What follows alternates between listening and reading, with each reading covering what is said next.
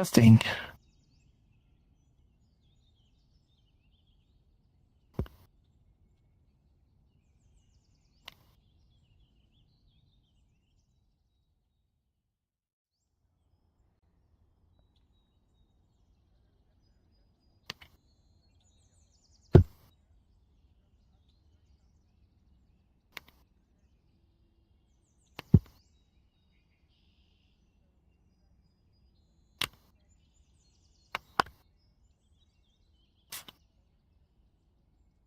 Hey, welcome, Bonnie.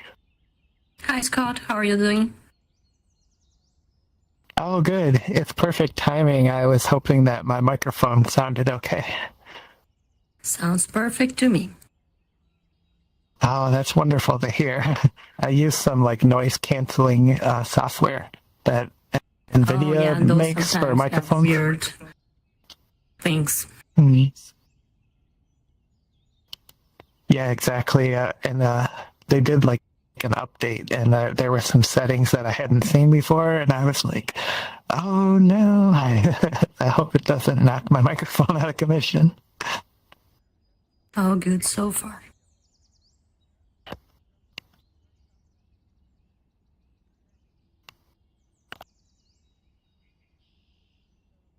I enjoyed the pictures too. It looked like a really fun and exciting trip.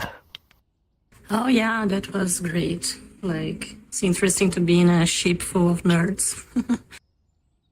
Yeah, those panels must have really been the highlight to just sit around and hear stories and see the actors. Yeah, Garrett Wang, who plays Kim, is actually hilarious. He's able to copy everyone in the show. He had even a stand-up comedy show one of the nights, and it was really fun. Oh, wow. Oh, that's great. I'll have to thumb through different themed trips like that. That looks fun. Yeah. I think now I might not be traveling much anymore. I think I traveled everywhere on my bucket list. I'm good now. I know that feeling. Like, I don't have a big motivation to, globetrot. Like, I've been to a couple of places I'm really, fond that I got to go to. And whenever I think about, like, not only the expense, but just, like, getting on the plane, dealing with the jet lag and all that, I'm like,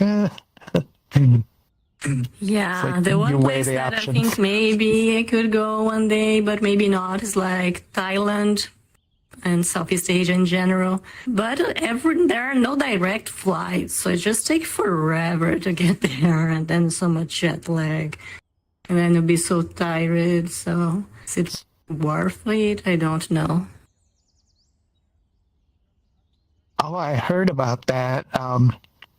Like also, our friend 10th Doctor from Saipan, he said that you have to fly to like Japan first and then fly to like Saipan. So I was like, my goodness, that would be like that would even be over a day of travel. Yeah, that's not fun. Hello. You got Hello, both Hea. sides covered today? What? I don't even know what to do with myself. And I have to troll you because I have no other functions. Oh, sweet. Yeah, we could use some Yeah. trolling practice. So Do some engage. heckling. Yeah, nice. Exactly. Throw Yeah, and popcorn. welcome Carl too. Yay. I'm awake. I'm here. I feel like I just talked to Hea 5 minutes ago because I like went right to sleep after talking to you. Wow. That was like 8:30 a.m. So you've had a good night's sleep. Yeah, I got a good 7.5, 8 hours. Is that a soundboard, Scott? Because that was awesome. Oh, what's that now? The sound? I think that came from Carl. Yeah, my dog was whining to go out. Oh, some kind of weird voice came out of Carl. It was interesting. Or out of Scott. Oh, out of me? Okay. Yeah, I it was didn't like notice. it was just it sound. Did anybody else hear that? Am I? I didn't hear anything, no. Wait, we'll have to go to the What? recording. I know, but We did the instant replay. I do Yeah, hope you exactly. can't hear me breathing. I'm trying to put the trying to put the mic sensitivity no. in the right spot. Audio is really good though. So I'm gonna mute Don't. myself and stop being disruptive. Well, that was the most lovely trolling that I think I've ever experienced. So I'll have to work on my trolling. Okay. I'll have to work on my trolling. Okay. we know where you can get training for the world class trolling. we That's do right, know where to that's find that. Compassionate trolling by Hey You. Make people feel good about themselves and surprised. Reverse trolling. Ooh, I'm a troller, but the reverse kind. Yeah, I like that. Yeah, I love it. So I'm great. I'm grateful the audio is working. I actually had some of the audio filters that I use for sound quality, like update this week, and I didn't know how extensive the update was going to be. So when I opened the software, I was like, oh, I'm glad the mic is just working. Thank goodness. I did not check the Discord for audio. That's the one thing I couldn't check because for just the way that I have it set up, like I can't go in and hear it. So I'm just hoping that Discord quality is okay. And if not, like anybody that's in the streaming sections, just let us know. I just checked and it sounds good. Oh, well, heck, I'll take all the luck that I can get. I'm never going to turn that down. So, okay, cool. Well, then I think we're all squared away to get started here. Let's jump in to Chapter 7 of our review of the book, Body Keeps the Score. Yeah, welcome to another event. And I'm just going to give a big shout out and thank you to everybody that sets aside time to come into VR or check out the streams or watch the videos later on and catch up. It's a rewarding experience, you know, to be a part of this, to go through like a community book review of such a deep and meaningful book. And with all of the brave conversations that we have, you know, precious experience. This is what I, bought a VR headset for, or in hindsight too, I don't even know that I could have expected VR to be this amazing. I bought a headset knowing it was going to be awesome, but still being like floored by how awesome it really is. So, you know, thanks for being a part of that and dialing in here. To keep the event safe, we follow a couple of rules or norms. I just want to go through those before we start here. We're basically a peer-to-peer learning and exploration group. So we're not a replacement for therapy. We do cover some therapeutic topics, and we sometimes share personal ideas, and that could traipse into the area of advice. But before making like big life choices and changes, like definitely seek the help of an actual professional, mental health specialist. That's always the best way to go, is to let somebody coordinate that kind of care if you're interested in making big sweeping changes in life. Please, no fixing and no advising. Some of the topics here might shake loose some deep and personal shares, and maybe even something someone shares for the very first time. So we don't want to jump all over them and say, like, we know the solution for that, and try to play the role of the hero.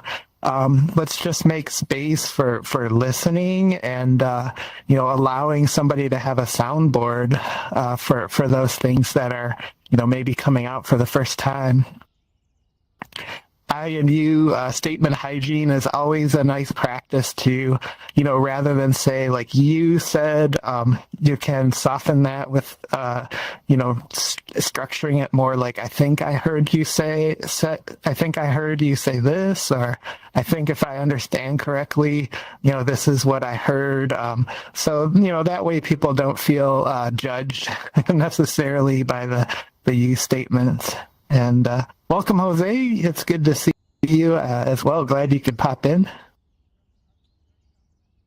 We do practice confidentiality to the degree, that we can provide it. The events are streamed to YouTube and Discord, so there are, opportunities to see and review the events. But we're not here to create gossip.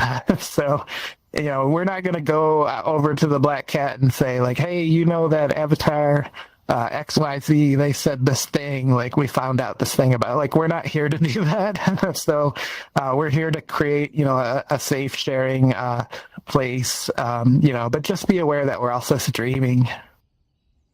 And for conversation, we also have the raise hand tool. There's like a little squirrel icon in the upper right-hand corner that you can click to put your name on the board.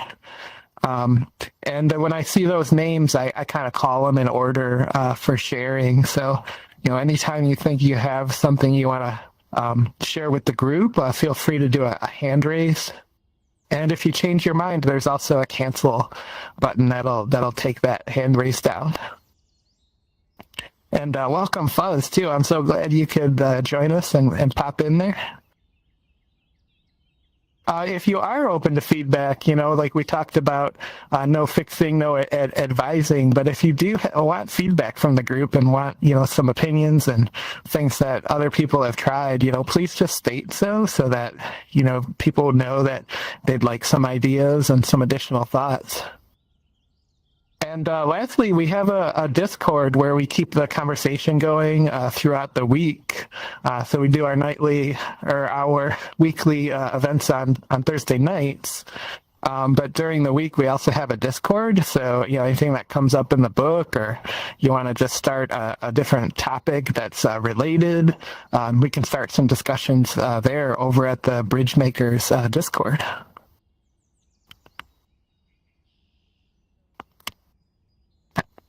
And I'll also mention too, for anybody that's jumped into the streams either on Discord or YouTube, if it feels comfortable, just give it a chat in the little chat box there, and we'll see it in world, and we'll know that you're there. And just love to see any activity from the chat windows too. So let's dive in. Chapter 7's topics, some really big topics that I'm excited to dive into with the group here. And what came to me first as the chapter was starting out, yeah, thanks, Carl, for the emoji there. I see you. And so what is trauma exactly?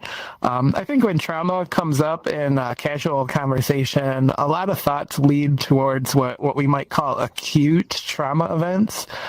These are events that have like a beginning and an end, and usually, can happen in a very rapid sequence of, too, like maybe like an accident and a trip to the hospital.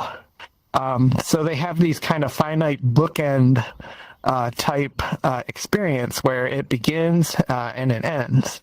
Now, things that cause trauma, typically leave that lasting impression that we've been talking about, where, now that that's happened, there's like a before and that happened, and now there's an after that happened, because it's that powerful of an experience on our lives. But there's another type of trauma that Dr. van der Kolk really dives into in Chapter 7, which is considered more developmental trauma. And these are traumas that kind of happen over time and in different phases of life, with a concentration in this chapter on childhood development and family relational dynamics in particular.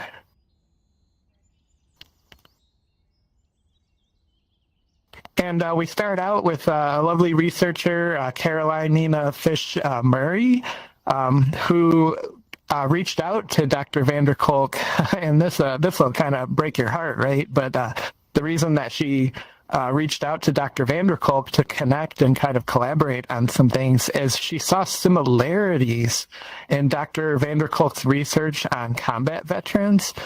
She saw similarities in the behavior that she was witnessing in the children that she was helping to recover from various experiences at the Massachusetts Children's Hospital. So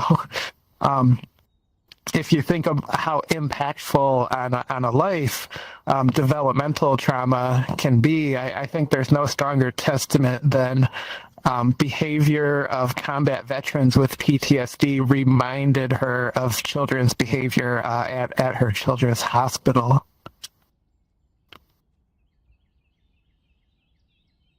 So she took a very similar approach to what Dr. Vanderkolk mentioned in the I think maybe chapter 2, where he talked about the Rorschach tests, where you have this kind of abstract ink blot, and you learn a lot about where a person's mind is fixated by the description of the ink blot. Well, there's a very similar test called the thematic apperception tests, or TAT, which is much easier to pronounce. And these are more vivid drawings of, instead of an ink blot abstraction, it's an actual drawing of a situation, but the drawings are sort of intentionally benign or innocuous, where there's not really like a clear theme being expressed by the characters. It's more just like a still life kind of situation in life. And she presented these images to a control group and a group of children that had experienced trauma. And, when we say trauma, like the worst you can imagine is what happened to these poor kids. Like, it's a hard read because it's very honest in the book. Just a couple of the snippets here, like, one child was so disturbed they threw gasoline on a classmate and like lit them on fire. One other child witnessed their mom murdered, like actually dismembered in front of them. Another child was shot as a bystander to a violent crime out on the street. And another was molested by a parent, which is horrendous because your parents are supposed to be the ones that protect you. So, when you're harmed by an actual parent, it's like extra because, that's the person in life you depend on for safety. So the description in the book was the picture of a child standing next to a car that their father was like on the little dolly, like under the car repairing it. And the control children told stories about this picture, like, Dad was fixing the car and then he took us to a restaurant, or Dad was teaching me, how to fix cars. But the traumatized children, as you might imagine, had much more different stories. Like, the little girl takes the hammer and smashes her dad when he wasn't looking, or the boy kicked the jack down and crushed his dad. So these really like violent, disorganized thoughts, and also physical like energy, like difficult to contain, like nervous energy came up as these children were offering these descriptions. So she noted this very stark contrast between, the control group of children and the children who had experienced trauma.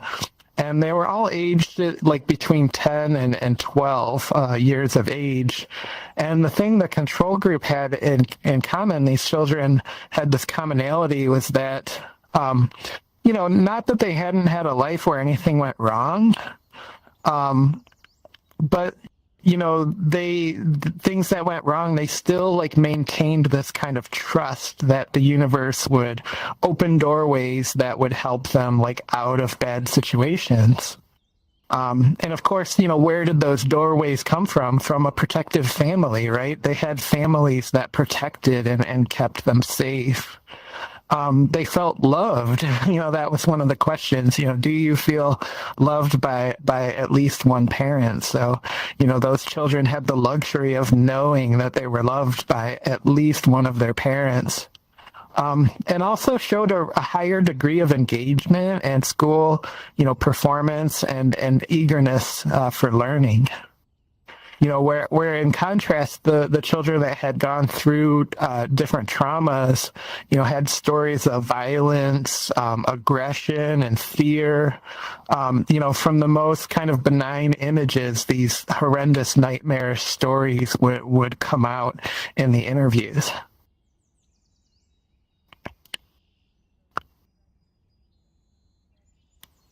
And this was back to Dr. van der Kolk now. One of his observations was that when he got access to the Children's Hospital to work with Dr. Fish, one of the things he noticed was that the colleagues that were working with the children, they had no interest in learning about trauma.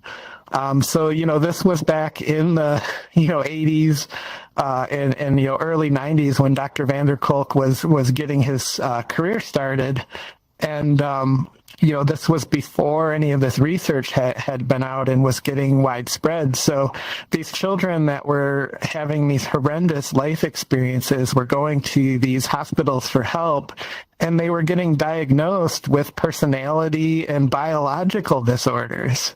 Without really any consideration of the thing that they'd been through, they were diagnosed with things like conduct disorder or oppositional defiant disorder, or bipolar, and ADHD. Sometimes those become these umbrella diagnosis where, behavior is inconvenient and maybe difficult to kind of unwind or unpack. So they just slap on a stamp of bipolar. Now you have a disorder, and you can start getting, some kind of treatment, but it's not about what you went through. So it's in a way back in the day you had the stuckness of trauma, which is something really terrible happened that changed your body in all the ways that we talked about in the earlier chapters.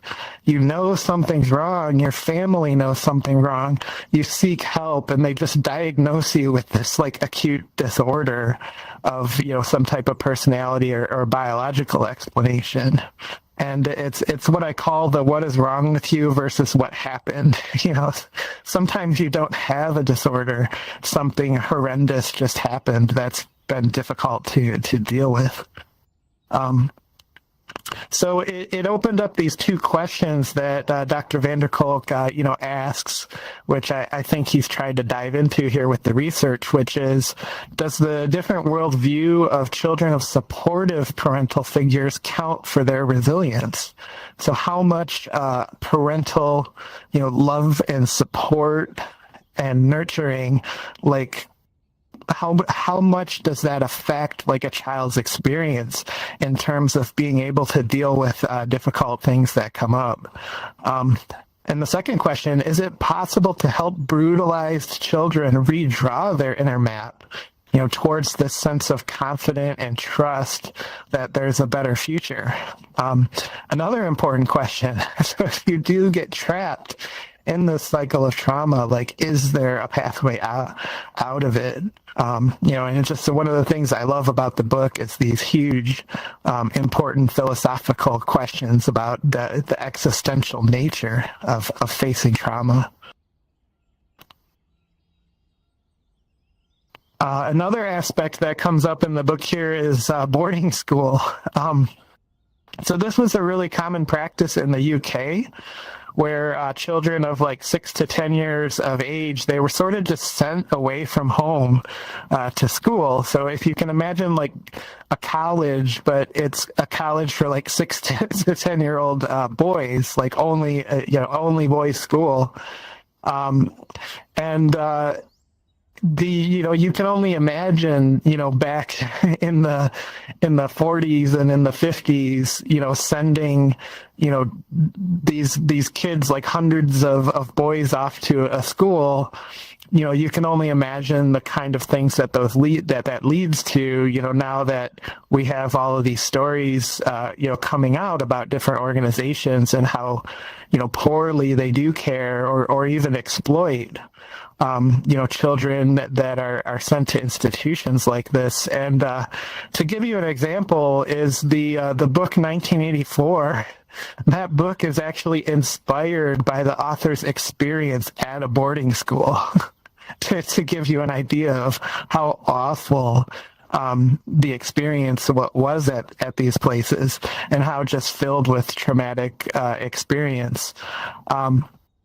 And if you're familiar with Pink Floyd, the songs that Roger Waters wrote in the album called The Wall, Pink Floyd's really famous album, The Wall, that, is also a movie. There's these lines that are kind of really in stark contrast to the singing, where somebody says, yes, you stand still, laddie, like this old guy kind of screaming this guttural, stand still, laddie. And then, if you don't eat your meat, you can't have any pudding. How can you have any pudding if you don't eat your meat?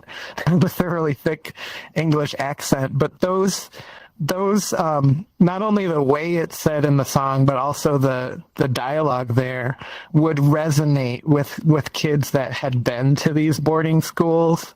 And it's sort of, meant to be like a shock to the system for how much of an impression that made on like children that grew up in these boarding schools. So naturally, kids that had that experience grew up to be researchers. Like, what in the world happened, there, and how did it affect me? And one of those people was named John Bowlby. And he researched this idea of maternal deprivation, which is being, sent somewhere or being forcibly separated from your primary caregiver, in this case, maternal, being your mom. And he had a colleague from Canada, Mary Ainsworth, and she kind of refined this theory of maternal deprivation and turned it into what we more commonly refer to it today as attachment theory. So we owe a debt of gratitude for Mary Ainsworth to sort of bring this research out into this global understanding of how we attach and imprint on our caregivers, and how that affects us for life, actually. So John Bowlby meets Dr. van der Kolk. They kind of become colleagues, and they're in that circle of who's who in trauma research. So naturally they meet and they talk.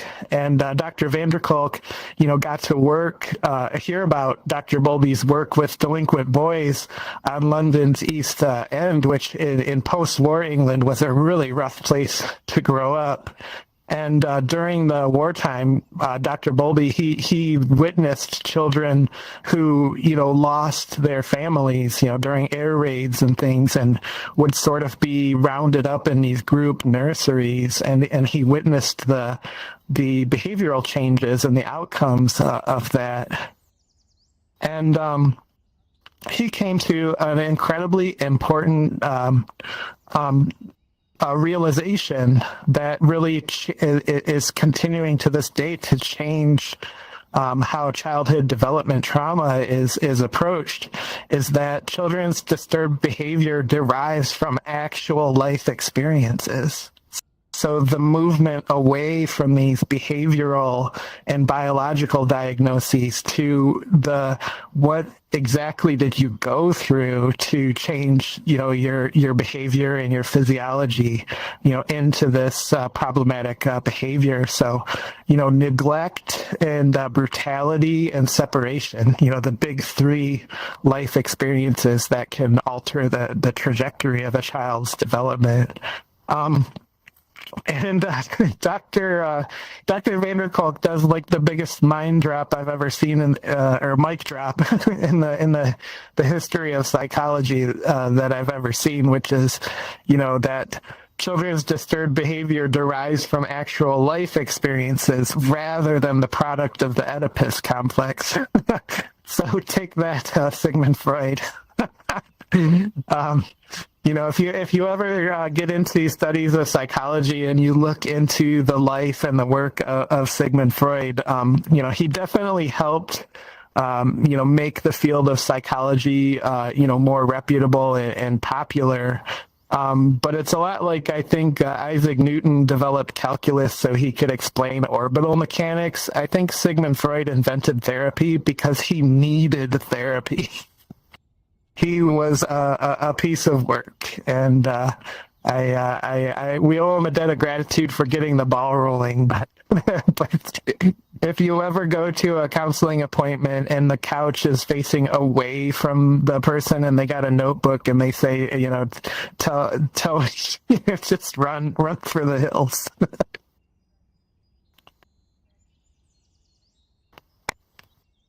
So this theory of attachment, it's kind of like a blueprint for connection that gets wired, like if you consider, like a computer program, like attachment is like what gets installed like as your operating system when you're young. And children are found, through different research studies that we're actually biologically wired to choose a caregiver as a primary bond.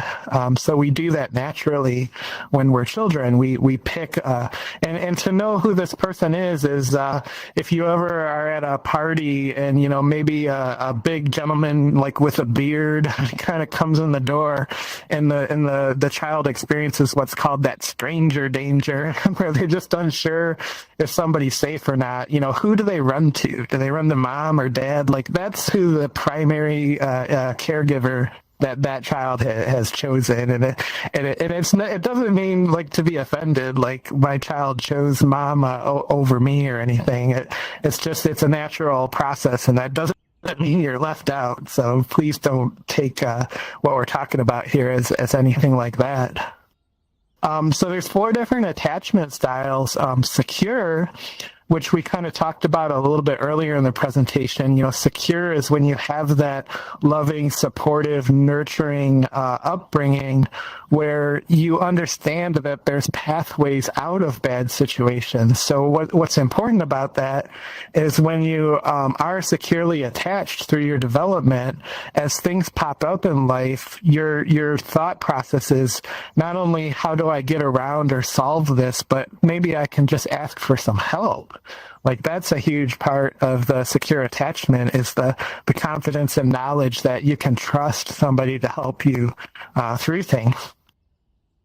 Whereas you have the avoidant attachment, which is kind of like going at everything alone. Tougher situations, you tend to isolate instead of ask for help or connect. Then there's disorganized, which is kind of all of the above. Disorganized is sort of the random response to stimulus. If things go wrong, sometimes you might be benign to it. Other times it might be stressful. Sometimes you might run away from it. And then there's anxious, which is just, really high energy kind of stress towards uncomfortable situations where, if you think of somebody that's anxious, maybe if something goes wrong, they tend to like start an argument. That could be like an anxious attachment style behavior. And so we have this kind of scenario that they introduce in the book, which is a mom and a baby are interacting, and the baby pulls mom's hair, which when I was searching for pictures on the internet, I found is actually quite a common thing to happen, is baby pulls hair, and it actually could be like a little bit painful. But the way attachment theory works is the mom's reaction to that hair pull is kind of a tell for how your attachment style is going to develop early in life. So we have these kind of different scenarios where a secure attachment, if the baby pulls the hair, the mom might just communicate like, "Oh, that hurts. Let me take your hand off my hair and let's just play with the soft toy instead. Let's just make a different decision with what we do with our grabby hands." Obviously the baby doesn't know any of that language, but they're taking it all in, as they develop, and each of these situations sort of stacks and becomes their attachment style. So anxious attachment, the caregiver might react, really explosively, maybe even shout, at the kid, like, how dare you do that to me? Why are you hurting me? And then, kind of not really restore the situation, but sort of stay upset about it. And then, avoidant attachment might be something like, you pull mom's hair and then mom completely disengages with you, or maybe gets up and just walks away. So, you start associating touch with abandonment. And the disorganized attachment is more like, you pull mom's hair and mom reacts differently, like every time you do it. So you never get a consistent, message of what different connection moments, mean and what's going to happen as a result.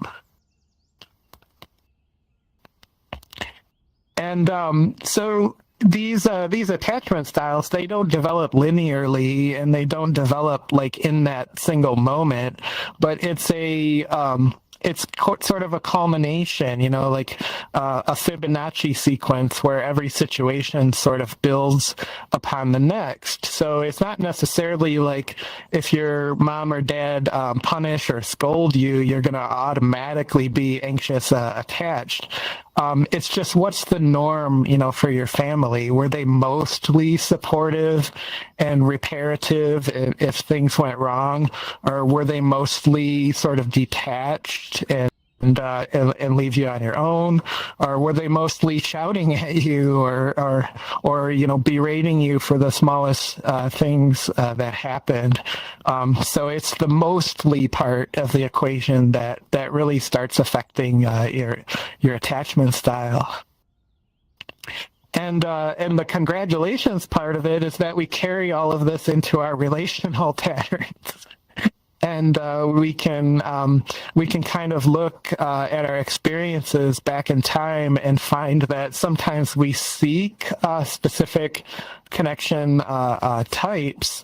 And I can tell you for myself, I'm mostly like an avoidant attachment type. When things get difficult for me, I tend to isolate. I like to handle problems, by myself. I don't like, it's uncomfortable for me to ask for help. I fall pretty squarely into this avoidant category. And I tend to meet anxious partners. Which you can imagine the explosiveness of this relationship, because I've had to learn that when my anxious partner is triggered, they're coming at you, like you're their lightning rod for restoring like their sense of security. So they're needing to connect very strongly in a high energy state to help reset the all of those things that we talked about in the earlier chapters, the heart rate coming down and, the oxytocin kind of replacing cortisol in our body and being able to snap, our higher reasoning centers back into function. Well, as an avoidant attachment, when somebody's coming in hot, you're wanting to back away. You're wanting to go into a room and shut the door until the storm has passed and it's safe to come out.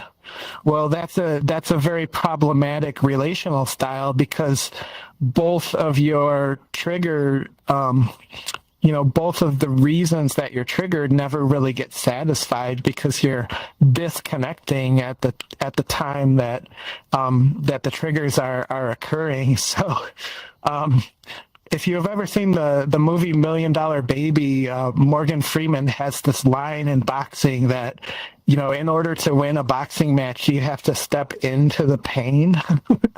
And I never forgot about that as a lesson for my relational path because I had to learn when my partner was disorganized, I needed to show up and say, I'm here. What can I do for you? And detach from what's being said and really focus on my partner's disorganized. How can I help to make the situation kind of come back to a feeling of safety? And that was years of work. This wasn't just a realization and, you get started. That was years of little micro movements towards a new direction. So if you ever find yourself in a pattern of relational strife, one thing that you can do is get some books on attachment theory. And also, if you have the luxury of access to professional counseling, there's lots of counselors that help with relational attachment theory. And they'll even take you as far back to your childhood and your parental relationships to kind of explain and understand, like, where did these feelings come from? So for anybody that I scared talking about turbulent relationships, I just wanted to show you that, airplanes that are pulling this, what's called wake turbulence behind them, they form the shape of two hands forming a heart. So there's still romanticism in turbulence, and it's a rewarding practice to try to understand how we get into it, but also, more importantly, how do we get out? So one of my questions of the book is attachment theory the most key determinant of our reactivity to life situation? Is it the foundation of how we form our behaviors and reactions towards things? And, we have these securely attached children, which, they not only have this love and support from their parents, but they also get these lessons in competency, these patient parents that are teaching them, maybe they're showing them how to wash a dish. The child breaks the dish accidentally, but to that parent, they're like, oh, this is just part of their learning. Let's try it again. Those form secure bonds with a child, because now the child knows even when it goes terrible, I'm still supportive and I'm still afforded the opportunity to learn how to do it better. Whereas on an insecure attachment where you're in avoidant or anxious or disorganized family growing up, you get this kind of sense of learned helplessness. So, remember we talked about the dogs that were trapped like in these cages and getting shocked, and learning that was just the way life was, to the point that even when the door was opened, the dog didn't escape, just kind of sat there voluntarily taking the shock. And they had to be physically removed from the box before they really realized, oh, I don't have to experience this. And that's what insecure attachment can feel like, is you learn that, pleading and asking for help or fawning, none of these strategies bring help or make a situation improve. And you kind of grow up, not thinking help is a tool because you were taught by your family to not bother. So what is insecure attachment, kind of in a sentence? And, this is another one of Dr. van der Kolk's writings where it's just so efficient, like the way that he says it. So when a primary caregiver does not tune into a child's physical reality, And you know what he means by that is like, I'm coming down to the child's level, right? Now we're eye to eye. I'm actively listening to what the child has to say. So the child knows, you know, their voice is they're able to contribute to a situation. You know, and if I'm not doing that attunement, when a primary caregiver does not tune into the child's physical reality, the child adjusts to the situation by attuning to its caregiver's needs. So the child switches from, I need help, to how can I be useful to you so that I can sort of stay in your vicinity, you know, because you're the primary caregiver. That child is biologically wired to seek assistance. And if the only way it can get in that parent's you know, good graces is to be of service, they sort of attune their whole demeanor into what that parent needs. And what happens, and this is the tragic part of it, is that that child will perceive that something is wrong with it. That's the outcome, is they no longer perceive themselves as deserving. And, you know, you can kind of step out into all of life's phases with that idea that you're just somewhat, you know, less than everyone else because your parent, you know, didn't think you were worth it. And, you know, that can be sort of a lifelong experience that takes years and lots of understanding and intention to unwind.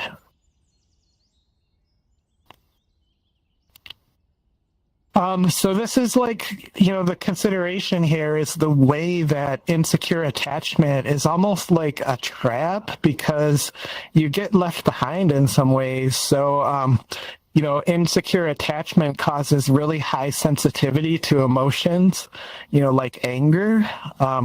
So being in groups is a really difficult thing when you have an insecure attachment because you're always sort of a little bit on edge, you know, is somebody's emotion going to get too strong and put me into that fight or flight mode? You know, you know, one-on-one is, there's always a chance, but when you're around 10 people, you know, it's times 10, right?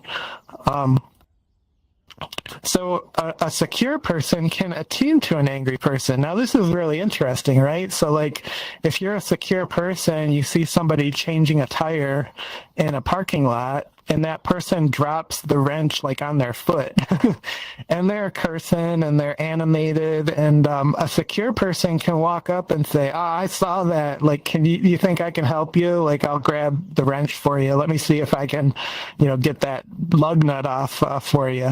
You know, a secure person can come into an angry situation and defuse it and still feel confident, whereas an insecure person, it's really likely to trigger them if they're walking by somebody and they see the disorganized, high energy behavior. An avoidant or an anxious or a disorganized person, you know, might feel really threatened by, somebody has lost control of themselves.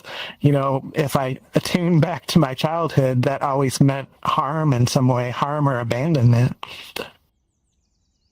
So this like inability to attune with people in various states of emotion, it leads to like a social isolation because you're like, I can't trust being around people because so many situations put me into fight or flight.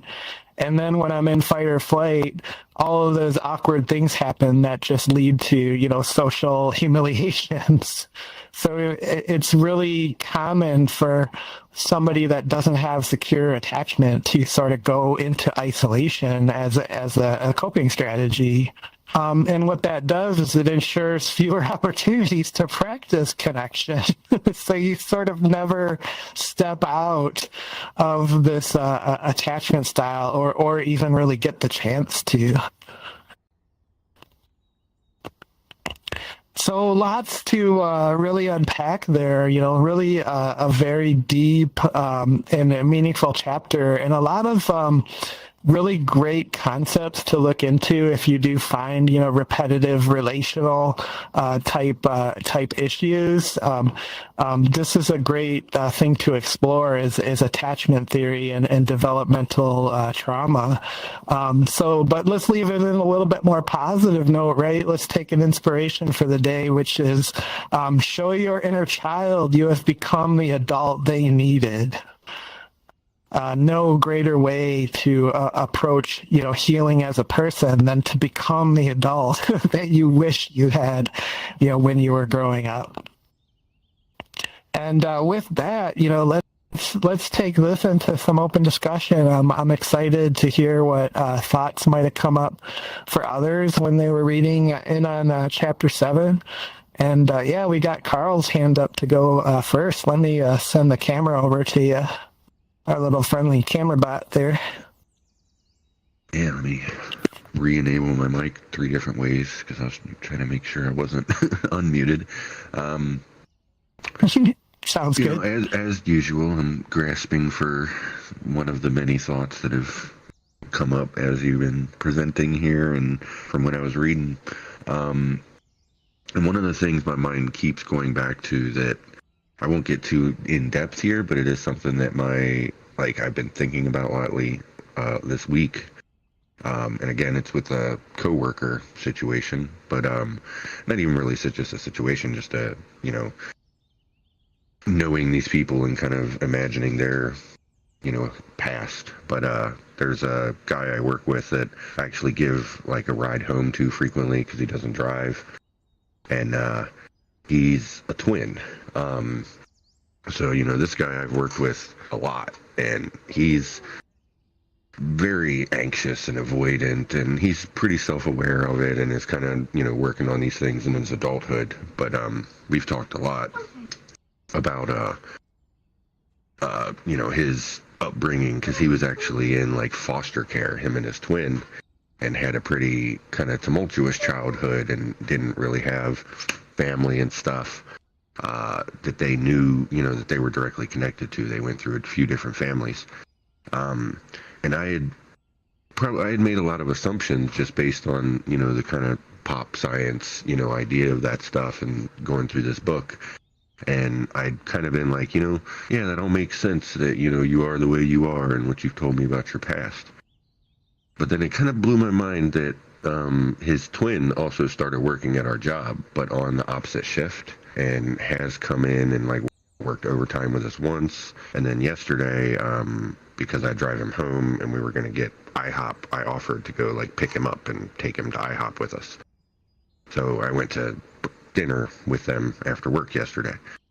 And his twin is so the polar opposite that it confident, outspoken, but it is in a sort of way where it does seem like it's almost in response, because so the shy one is the older one and generally is the one that does things in their life and kind of makes oh, we're going to move or we're going to get this new job, but isn't very outgoing and, eager to attach with people. Or, well, eager isn't the right word because he says he wants to, he's just scared to, he's nervous, has that avoidant behavior at his core. So yeah, just kind of bringing that up because it was just very interesting to me that how it, it seemed to all make sense kind of in context, knowing the one twin, but meeting the other then, and, I'm sure there is some level of, mirroring there where it's, one of them kind of, they even specifically said yesterday, we're using the term chiral reflections and stuff, equal but opposite reflections. It was a pretty fun conversation, but this had me thinking about all that a lot in regards to their upbringing, just because I think to a degree my own kids are somewhat boring. We've had our little issues where, there was a little bit of talk of oppositional defiant disorder with one of them, but, we looked at it, we talked with them, we worked with them, and haven't had further issues. So, if anything, I'm grateful for the kind of modern, outlook on everything. And it's, been able to help me at least navigate with my kids that I haven't, look, they aren't hopefully in any of these kind of problematic places and are getting a good development. But it's all very interesting looking at, where people come from.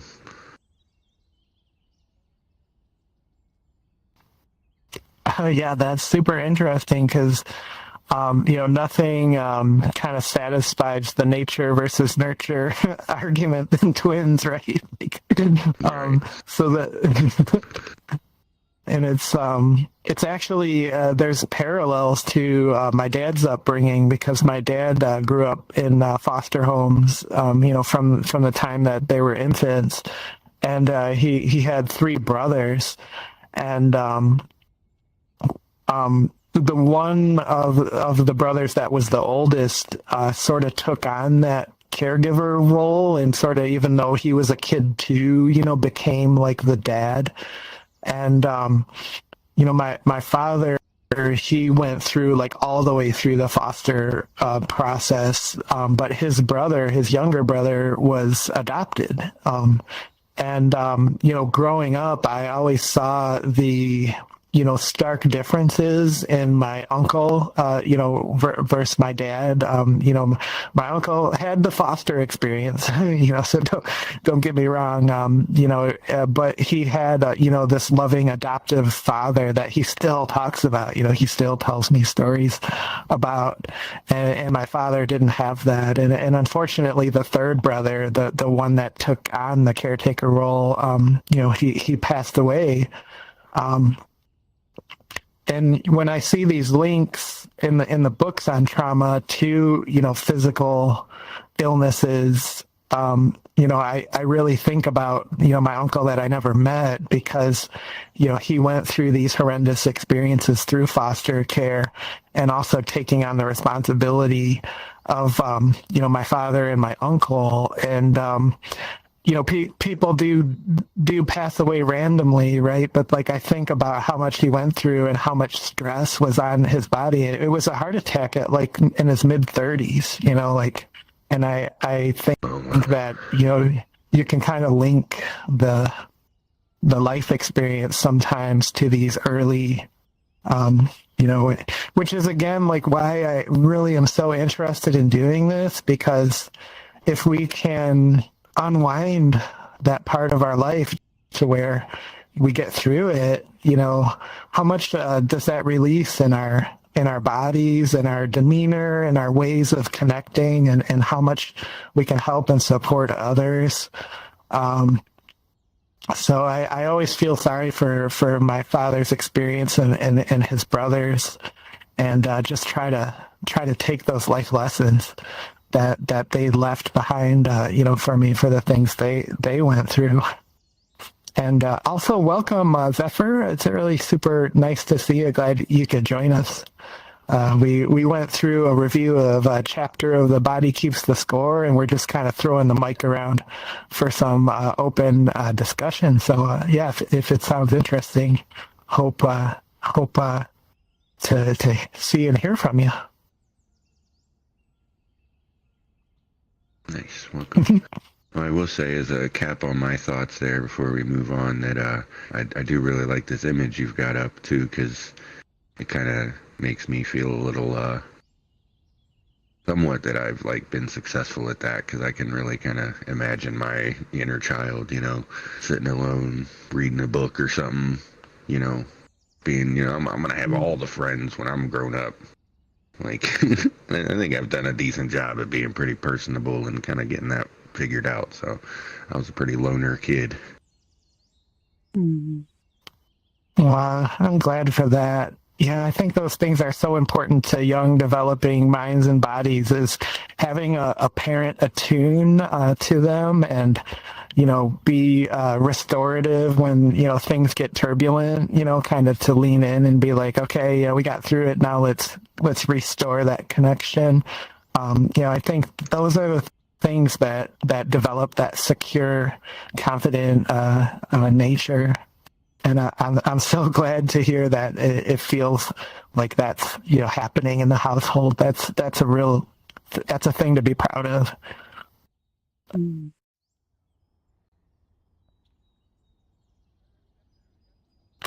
And yeah, we got Haya next too. Let me send our camera bot over to you if that's okay. And for any of the recent joiners, real quick, just to say, if you click the squirrel up there, you can have a hand raise on the board and share any thoughts you might have. Yeah. Yeah, and welcome, Zephyr. Nice to see you. You can just point at it and it'll raise the hand if you want. But yeah, so this one was interesting. I appreciated the story of Vanderkolk encountering that pathology of children and attributing it to their personality instead of their situations, and also the resistance by clinicians to understand what trauma is and how much the environment and attachment styles and caregivers influence a child's response styles and dysfunction. So the model that I built, the conflict resiliency model, was actually built in an inpatient psychiatry unit with children who were being borderline harmed by the staff there. And it's a gradient because mostly I have a lot of compassion for the burnout and the low funding, and it was a state hospital and all of that. But also the level of violence that was happening to these children for very small seeming infractions was just shocking. You know, it felt like wearing a camera on my body would have gotten it on CNN or something. It was a bust of like what happens in burned out environments. So this model was built to utilize a frame, eye-catching frame for children to learn how to attach differently through their emotions. And they collaboratively built it with me because I just saw the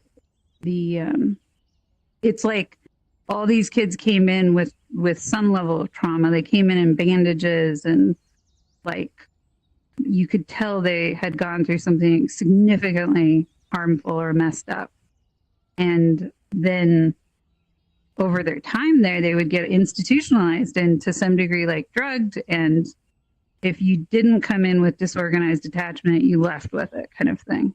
Because attaching to staff was very hard to do and very improbable in working. So yeah, I appreciate the focus on attachment styles and the recognition that, like, in this visual, I agree, is really beautiful in embodying that, like, we all have these moments in our history where our caregivers did not show up for us in the way we needed. Some of us have more of those memories than others. Some of us, we have exceptions to those memories. And that actually reminds me of another study that was done on trauma, and where they looked at resiliency and grit. And they studied children who went through enormous amounts of trauma and ended up stabilizing and becoming healthy adults, and children who didn't. And they asked them about their history. Like, they did these deep, like, dives into what had happened in that childhood that had helped them pivot out of that, you know, drug use in their family systems or chronic criminal history or whatever. So what they found was every single child that was identified as having high resiliency scores had a memory of being exposed to somebody in a healthy, functional, relational way with the rest of society. And it could be as small as somebody looking at them in a gathering and smiling at them and having just this moment of feeling seen. And the children who had those memories and anchored to them and identified the pain that they were in is not who I am. That person over there smiling at me is who I am. It's who I'm going to be. and emulating that vibe, that contact, that secure attachment moment that could be that brief was the difference. That in all these histories, there was always this person, this moment, this interaction that shifted something, and they were able to hold on to and kind of like take refuge in that safe space of feeling seen. And that didn't just help me do my own healing work, but it helped me in my own paralysis and fear as a non-parent, seeing parents do things that I knew was going to send that kid to therapy eventually, you know, around us. We see parents all the time that are having to be the whole village for their family system. They're having to be that whole, like all the aunties and uncles are far away and the grandparents and whatever. And so when you put all that pressure on one or two adults, like you're going to have abuse, you're going to have misuse. It's just inevitable. And neglect. How severe and chronic and pathological that is the question. But when I see other parents in those states, and I know that there's not a lot I can do for whatever reason, I still will look to make that contact moment with that kid. And it can be as brief as, you know, us playing a little game or whatever else.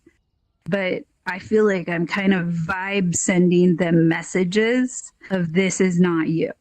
I see you. You are worthy. You belong. You will survive this. And at least it made me feel better because I was like, what if I'm that person? You know, like hopefully they have more, lots more, but it's not so cut and dry to be able to identify patterns that can actually do any good to a family system when harm is happening. It's such a gradient. And as we know, the foster system is horrific. And so it's this question of how do we do what we can? And how do we offer the attachment, even in those micro moments that could make a difference? Even if it's just for a day or a smile or whatever.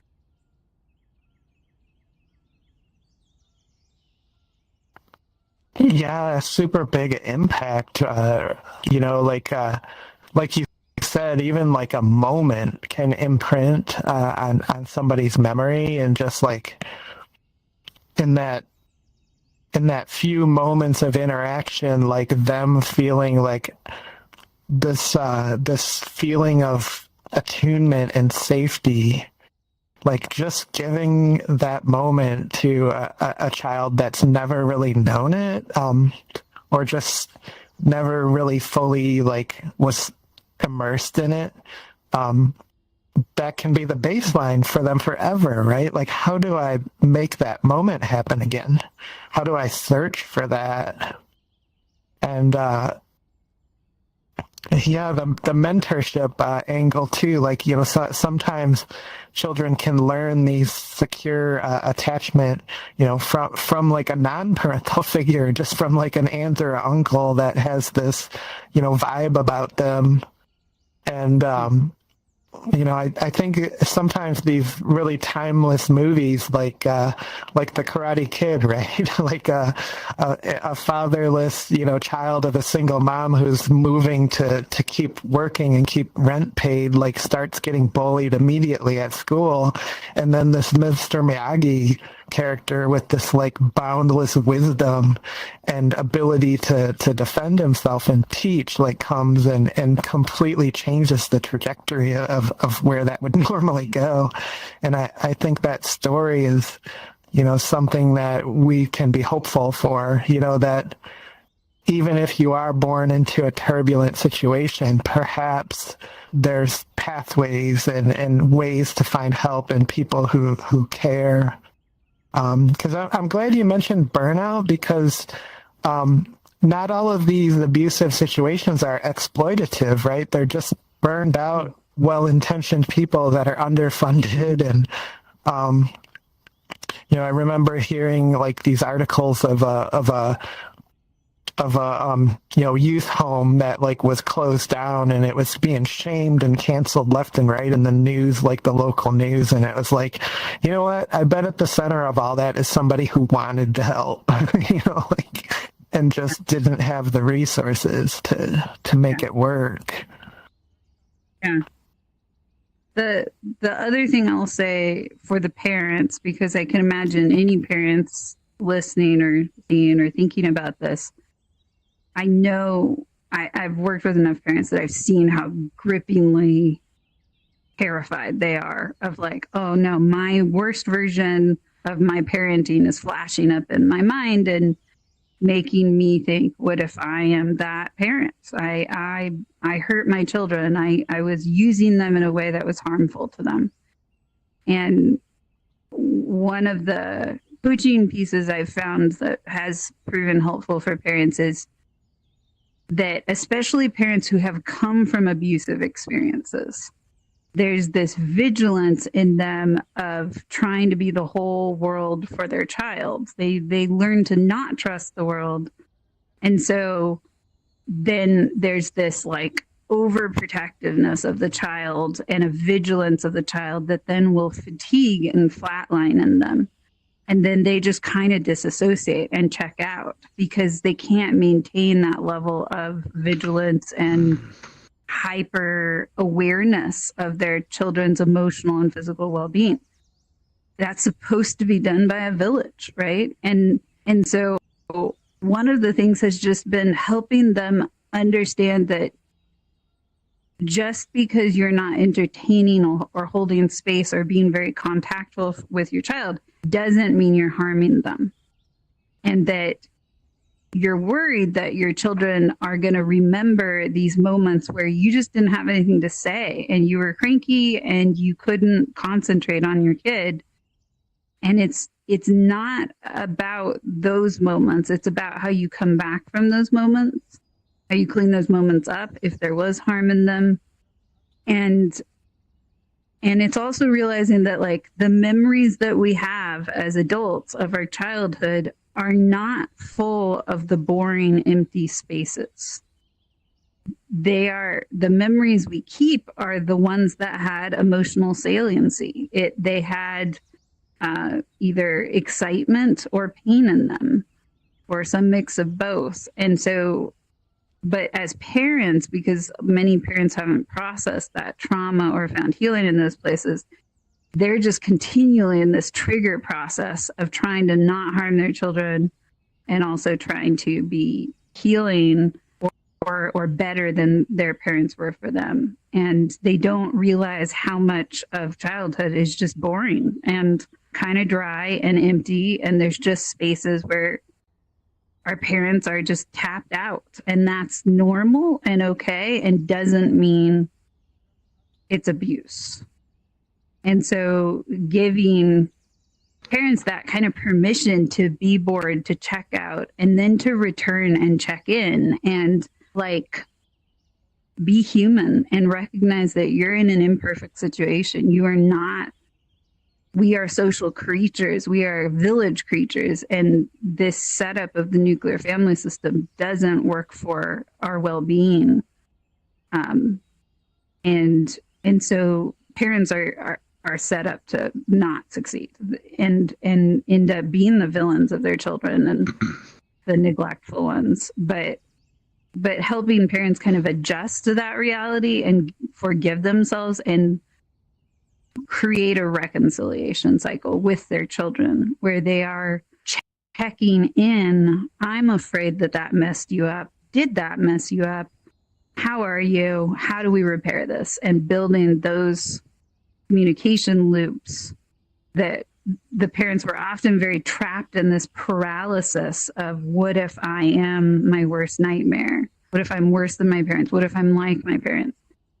That keeps them from building just a real human relationship with their kids and going like, I'm regularly going to mess this up. And then when I figure that out, or you tell me or something, I'm going to come and clean it up. And I think there's a lot of grace in that loop. And it's been healing for me to do my own work, but also work with parents over the years and recognize how much you don't have to become a parent to learn these pieces and apply them to yourself and apply them to your kids or other people's kids.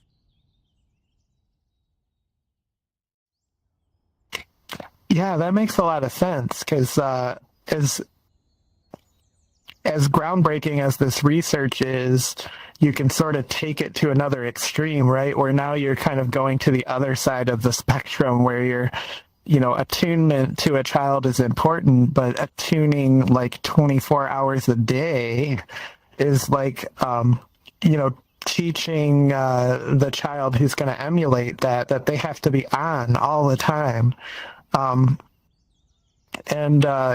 opportunity to kind of insert some mindfulness can even be a teachable moment to the children that like you have to insert self-care to the point that you can disconnect with one another because now I'm taking downtime to restore myself so that when we do connect, I'm fully there. I'm there for the quality time that we've, committed to having, and I'm able to show up as 100% myself because I disconnected and I took this self care kind of moment, and emulating that to a child is equally as important as attuning. and the book didn't really make that clear. So I'm glad you said something about it. Yeah, and what I would give as a name for anybody who listens or watches this and says like, what is that thing where you take your own time away or whatever? It's called self timeouts.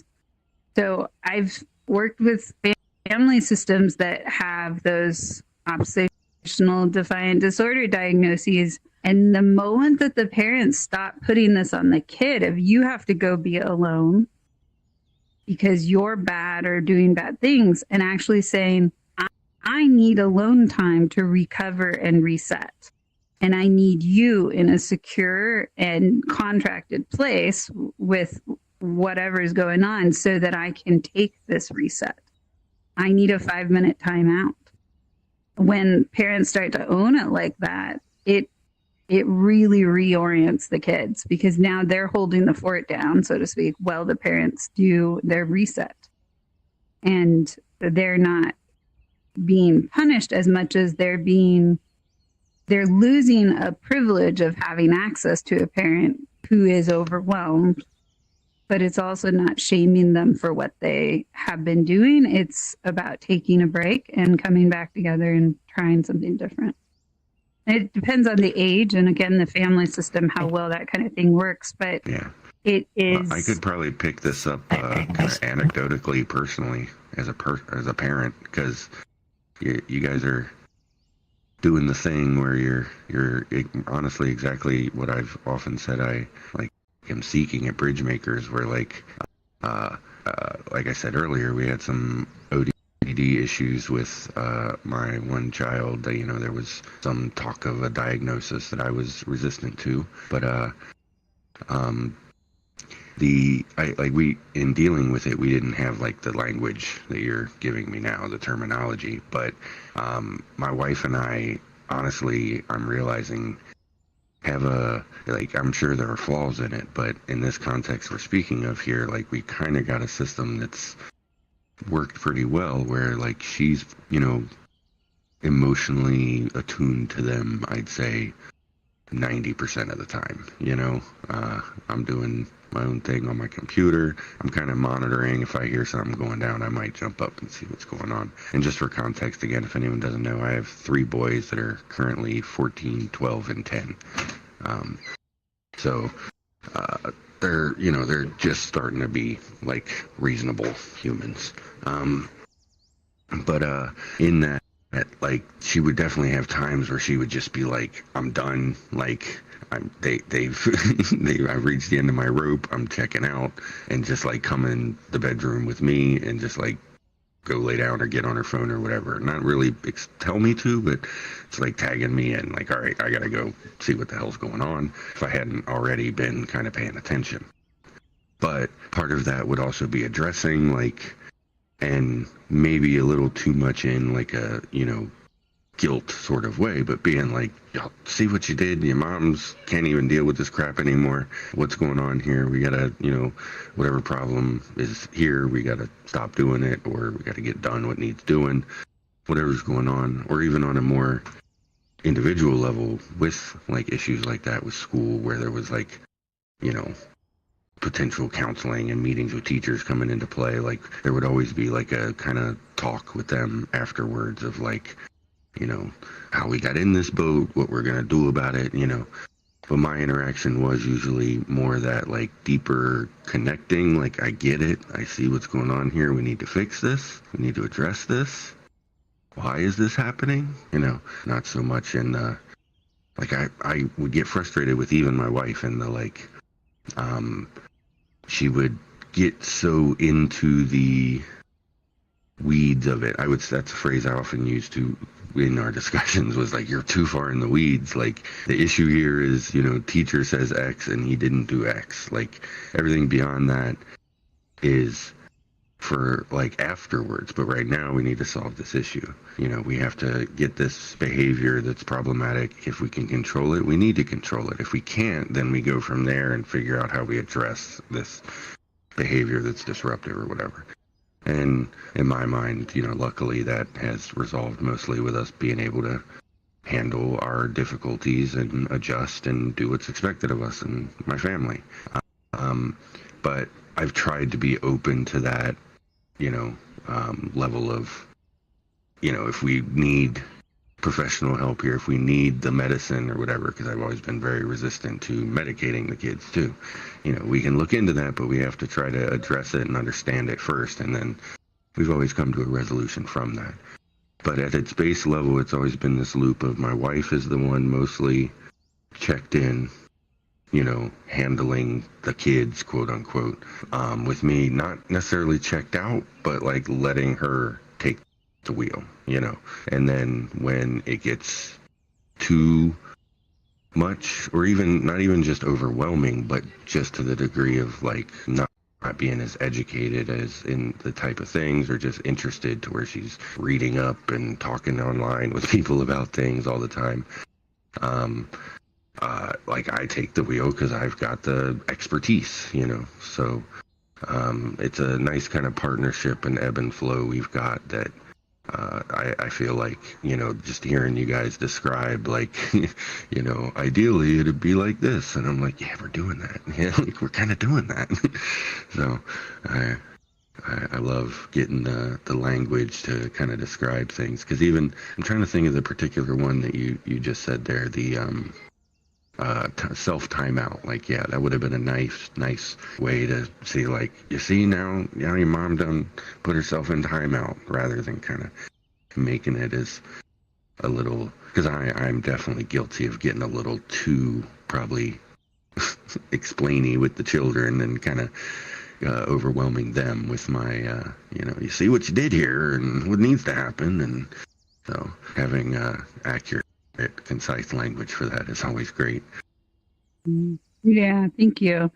It's really hard, to rewire the layers of, because it's like we imagine the ideal parent, we imagine what we would be maybe in our best moments as an ideal parent, but then 3 boys, right? Like that needs 20 caregivers. Oh yeah, right? I've definitely had moments where I reflected and was like, did I just fuck them up?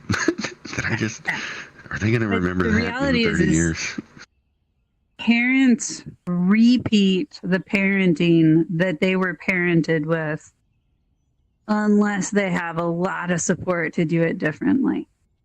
And a lot of like new patterns to remind them to do it differently. We don't know what we have installed as attachment styles and parenting techniques until we're in that moment of being thrust into this authoritative position who, you can't take your children back to Walmart and return them. Like they are with you 24/7 for the rest of their lives and the rest of your life to some degree. Like they're until adulthood for sure. So it's that sense of the pressure that parents are going through and finding the language that that redirects what's happening in a way that doesn't disrupt and disorganize the attachment is incredibly terrifying for most parents a lot of the time. And decreasing that activation level can create collaborative connection with them and their children.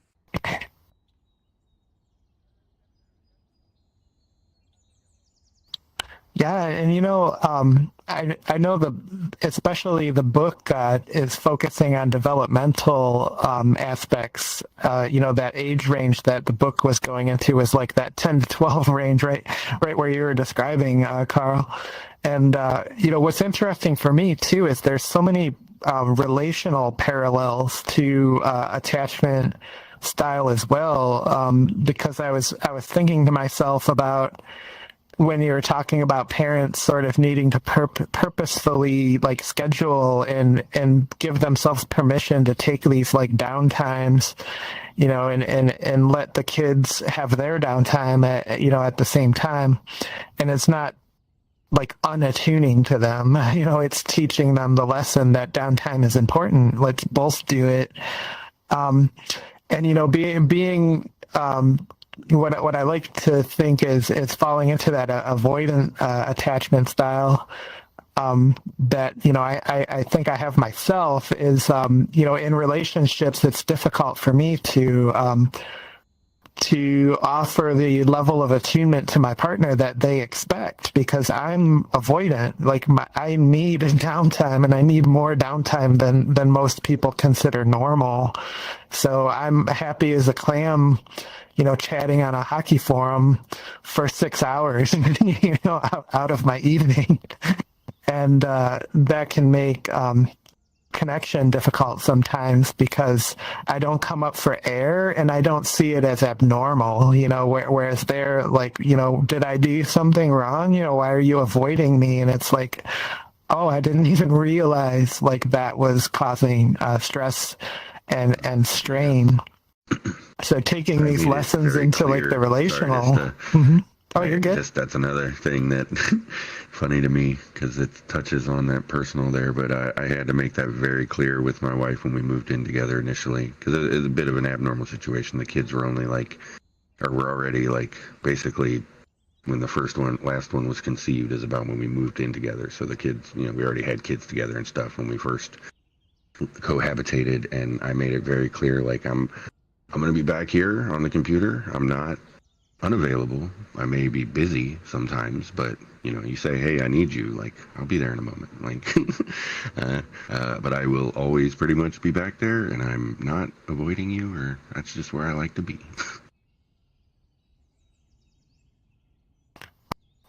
Yeah, and I should add the asterisk that I'm kind of recovering avoidant attachment too, because through the work I am recognizing the connection is really enriches life, and to learn to seek it and to kind of overcome the sort of instincts of being more isolating.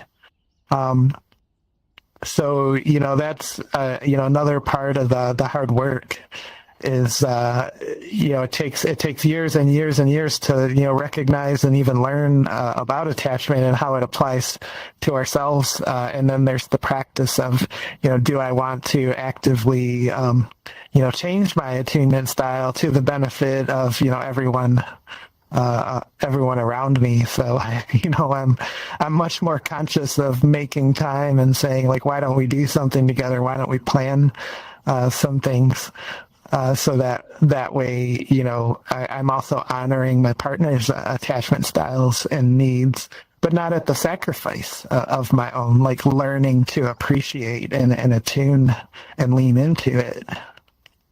I think to bring it to the VR stuff too, that gives us the opportunities. I mean, not just VR, but the internet and everything as a whole, but definitely VR in a way and never before. Because, I mean, I think in a way I am kind of repeating, what my childhood was like, where my mom was probably pretty not well attuned, on a regular basis, I'd say. I mean, she was a teen mom and single, and there's a story told about how, like, one of her, like, final ways of dealing with me throwing a tantrum as a baby was just to, like, put me on a bed in the other room and ignore me and just act like they couldn't hear me. But when there were times where it was like, oh, I was, like, asking a question or wanted to know something, or something needed handled, like, that definitely got taken care of, and I got, educated on certain things pretty young just because I asked, and it was like, all right, well, I guess we're going to learn about this now. So I'm kind of, but she didn't have the internet and the ability to, like, get access to, like, community that way, or the ability to, like, really dive into a subject and teach me about it, So I have those resources. I'm kind of doing that with my kids, but I'm kind of doing the similar thing of, like, we're both doing our own things until you need me. And, so I think that the ways that the technology can, maybe, not fix our issues, but give us alternate ways to handle them. I'm pretty avoidant and, sitting alone in my bedroom, but I use the tools available to me to make those connections as best I can. Yeah. I mean, that's wonderful. Like, this is like the dream of VR, is like this this new avenue for connection that can be accessible, to people who have heightened, like, attachment styles that are, stressful to go out to, like, a meetup.com, dinner party, or, to go to the park. I've met a ton of people in here who were, bound to their home in some way. Couldn't go out possibly and socialize, but they're able to, I mean, like, Haya and I met a person a month or two ago that was, reflecting their, accessibility issues in real life with their, like, wheelchair and game that they had made themselves. And, like, it's a way for people to kind of express and be outgoing and social and, vibrant without, necessarily getting out of bed. So, if that's something that, is, there's many reasons why that may be the case for people, that, that accessibility, I think, is huge. Mm-hmm. Oh, totally. Yeah, 100%. I don't think we have time today because I know we're right at time, but I have it might be useful. I have a hand dance that I do to explain to people different types of dependency and what we're all trying to get to, and understand what codependency is and counterdependency, etc. But I'm also really curious to know if Banny has any thoughts, because Banny's the other person in the world and we haven't heard from Banny. Yeah. So I also noticed there is something in the YouTube over there, but I can't read it back here. Next week. Oh, yeah. Exactly. Oh, thanks, Carl, for pointing that out. But yeah, I think we threw the microphone over to you too, Bonnie. Are you interested in commenting, or just happy to hang out? No, I just don't want to put pressure. Thanks. For sure. For sure. Yeah. Let's see what they said on YouTube here. Let's see. Oh, Rhonda, I'm so glad that you tuned into the streaming here. I love the idea of role modeling a self timeout. I know, far out, right? Like, is it it's like such a kind of a simple concept, but so difficult to implement in life. Like, it's kind of like more of a work analogy that I have to offer, but this happens to me at work where I have to practice myself out of it. Is I promise myself I'm going to go get that drink of water as soon as I'm done, like, checking this next email. But it's ongoing, right? So, like, I check that email and then I'm like, I make the promise again, and I check another email, and I end up just, staying here with this empty cup that I really need a drink from, which is a nice metaphor, actually. So I am, at this later stage in life, like just finally starting to commit to these self-care awarenesses.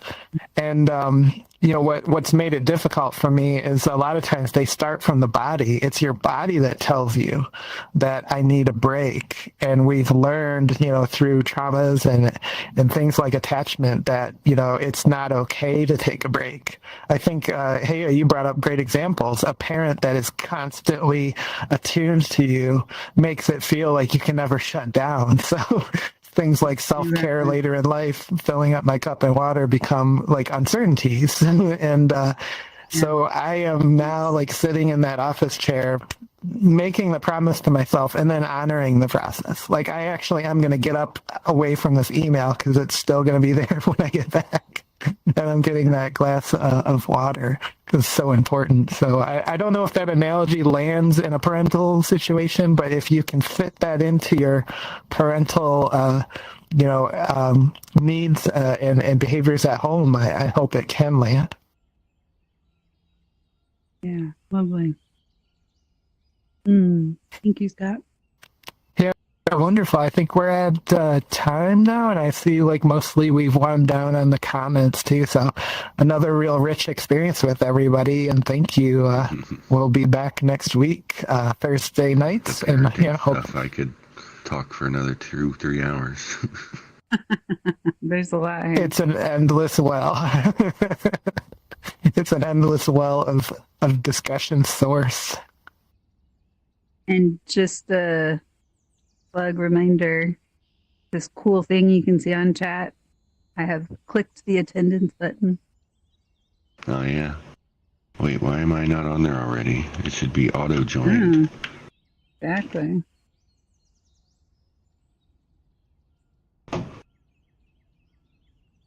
Actually, I'm not an attendee. I have to switch that. Yeah, okay, I was just gonna say. That's not how that But works. yeah, for anybody watching, please RSVP. Yay. Yeah, absolutely. And thanks so much, Rhonda, for the comment. I love to see some comments come in on the streams too. So see you everybody next week. Yay. Thanks, everyone. Have a good night. Bye. Oh, and Scott, I don't know. I haven't noticed completely lately, but awesome representation on the visuals that you got. Like, I think you've been better about that than I see with most, but like representation of diverse cultures and body types. Really impressed with that today. Really good.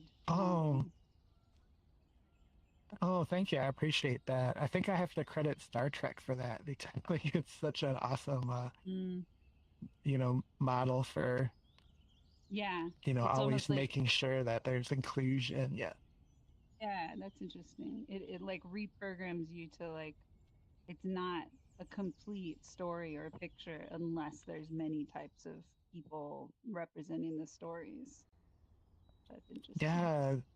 There's these videos on YouTube too. A lot of them are titled like The First Time I Saw Myself, and it's like the stories of the time that they watched like a movie or a TV show that Right. represented like them on TV, Body image. and it Yeah. can be huge. Yeah, I mean Yeah, for exactly. somebody like in a cisgender white body like myself, like you don't really know what that means, but when somebody Yeah. explains it to you, you're like, whoa, okay, like I get it now, Yeah. like Yep. And it's a whole, it's nice to be able to come up and compliment you on this because it's a whole other thing to navigate when people don't have representation. How to educate on that without coming across from a power position is critical, but like really knowing that even though it's not intentional, harm happens when it's only white presenting. I want to say one day I'm going to see a whole presentation that is only one single race presenting that isn't white. I think that would be like a relief of a problem that much less activating for me. But when I see the presentations that are just total white representation, I'm like, oh God, okay, we're gonna have a hard conversation, and probably in very microdose kind of ways. So you change your behavior instead of just feel horrible and run away. But yeah, thanks for Yeah, I not have a I problem. appreciate that. I'm glad it's me. working because I Yeah, would no, hate this to is be a lovely. source of validating, that the world needs a lot of work. Yeah, I trying to know, be. right? Exactly. Yeah. But Yeah. I No, really minor thing that I appreciate it's you don't know mentioning. what's. I don't know if you guys changed something with Sesh, but I don't have the option for auto join. I noticed that. Same here. No, there's nothing changed. That must be broken. There's something Ugh, specifically with this event. I guess we'll see tomorrow if auto join works on the Friday the thing other still. ones. Yeah, yeah, I don't know. Oh, it looks like we're still streaming. Okay, I'm gonna hang up on Discord. All right, I'm gonna go also. I've been in meetings back to back to back, and oh my God, I'm so tired. Self time out time. Time out time. That's right. I need to go talk to my hockey group. Just kidding. I don't know what hockey is, but Oh my it's gosh, I funny got in so school you excited have for that. a second. Look at the dog hockey. Ah, no, that's awesome. I all I think when I Activated. think of hockey is blood and ice and screaming riotous people. So good times. All the Sounds best good. parts. Sounds Thanks. accurate. Yeah. I'll see ya. Good night. Talk soon. Yeah, good night. We yeah, another one in the bank. Yeah, thank you. I should probably stop the stream Oh yeah, just still a going to moment. YouTube. Yeah, both YouTube and Discord. So it's like the overtime sessions for anyone that's watching through Right. the at the very end. That completionist that's in us all. I see you. It's I like those little shout outs at the end of really long videos, like, why are you still listening?